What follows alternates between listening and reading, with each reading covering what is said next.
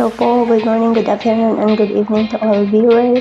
Welcome back to my channel. Inaanyayahan ko po kayong i-like, subscribe, and hit the bell button po kung bago ka pa lang po sa aking channel. This video po is about the health information naman po. May katanungan lang po ako kung kayo po ba ay naghihilig o nag-i-ignore? Nagre-reklamo po ba ang inyong mga kasamahan sa pagtulog na dahil sa nag-iingay po kayo sa tuwing kayo ay natutulog, or may mga kasamahan po kayong natutulog na napakalakas po ng ingay sa tuwing natutulog sa gabi or sa tanghali, ganyan po. Ngayon po ipapakita ko po sa inyo ang mga main causes kung bakit ang isang tao ay nag-i-ignore. Kaya po, keep watching po.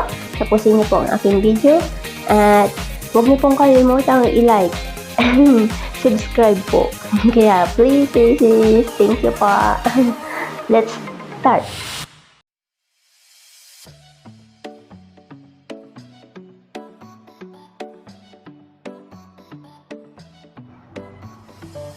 Snoring, often sign of a condition called obstruction sleep apnea. Ito ay nagpapataas ng risk for diabetes, obesity, hypertension, stroke, heart attack, and other cardiovascular problems. The most common reason for snoring is probably a blocked nose. Most of us will occasionally whistle or snore. This kind of snoring is usually temporary and goes away when the infection clears up. At mayroon din pong pagkakataon na ang mga tao ay nag-i-snore na hindi nila namamalayan na nagdudulot na pala ito ng permanent problem sa kanilang kalusugan. The causes a person to snore while sleeping is when you can't move air freely through your nose and throat during sleep. It makes the surrounding tissue vibrate. At ito ay lumilikha ng familiar na snoring sound na maaaring magpatawa o makapagpairita sa mga taong kasama mo sa iyong kwarto o sa pagtulog. Main causes of snoring ay ang mga sumusunod. Smoking. Ang paninigarilyo ay talagang nakakasama, lalong-lalo na sa inyong baga. At ito din ay nagiging dahilan ng inyong paghihilig o snoring. Drinking alcohol. Ang pag-inom ng alak ay nakakasama sa ating atay o liver. Na tulad din ng smoking, ito ay nagdudulot ng pag-i-snore o paghilik ng isang tao. Nasal polyps are soft, painless, non-cancerous growth in the lining of your nasal passages or sinus. Ito ay ang mga hugis luha or ubas na nabuo o resulta from chronic inflammation and associated with asthma, recovering infection, allergies, drugs, sensitivity, or certain immune disorder. Overweight or being obesity o sobra-sobra sa taba ay maaari ding naging dahilan kung bakit kayo nag-i-snore sa tuwing natutulog o humihilik ng napakalakas. Enlarged tonsil. Ang pamamaga ng tonsillitis ay isa rin sa mga dahilan kung bakit kayo humihilik sa tuwing natutulog. Seasonal allergy.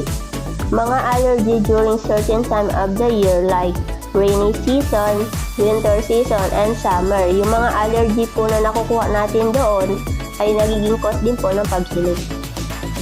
Deviated septum. When the thin wall between your nasal passages is displaced to one side.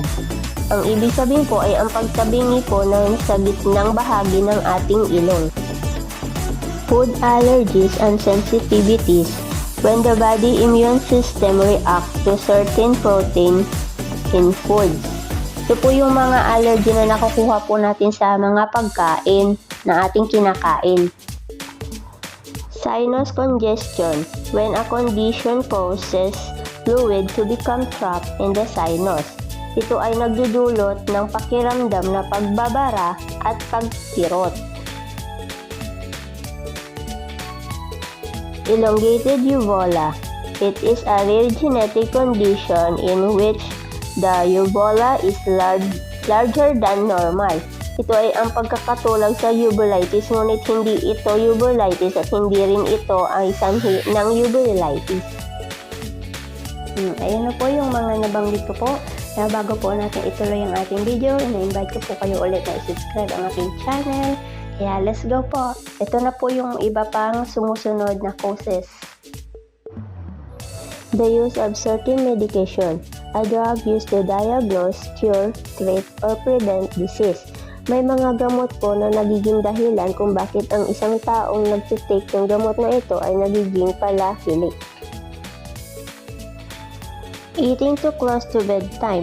Ang nakasanayang pagtulog pagkatapos lamang kumain ay magdudulot ng paghihilik o snoring. Dapat po ay magpahinga muna sandali bago matulog. Chronic mouth breathing. Ito ay ang pagtulog na nakanganga. Ito po ay magdudulot ng dry mouth o pagkatuyo ng inyong bibig at magiging sanhi ng pagkakaroon ng sound na bilang isang snoring o paghihilik.